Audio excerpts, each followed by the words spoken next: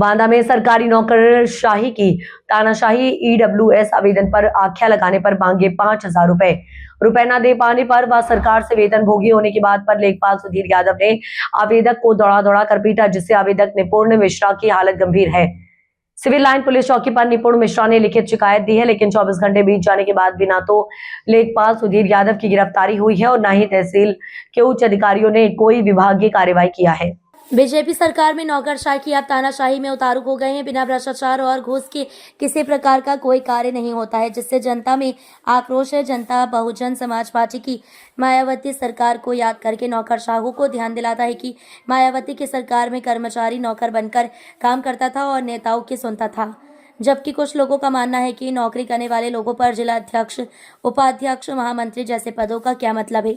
नौकरशाहों पर इन मंत्री पद का लेवल लगने से उनका मनोबल और बढ़ता है और वह आपराधिक कार्य करने लगते हैं।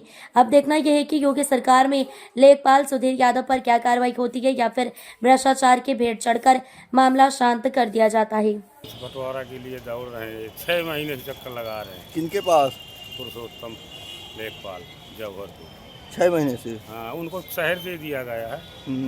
शहर में ज़्यादा व्यस्त रहते हैं, जौहरपुर का समय नहीं निकाल पाते। लड़ाका पुरावा वगैरह पाए हैं, इसी में दौड़ते रहते हैं। 6 महीने का समय बहुत होता है। फिर भी 2-3 बार तहसील दिवस में एप्लीकेशन भी दिया, उसमें भी कोई हल नहीं निकला। उसमें भी कोई हल नहीं निकला। तहसीलदार साहब बुला के डांटते हैं, कहते हैं हाँ हाँ सर, हाँ हाँ सर।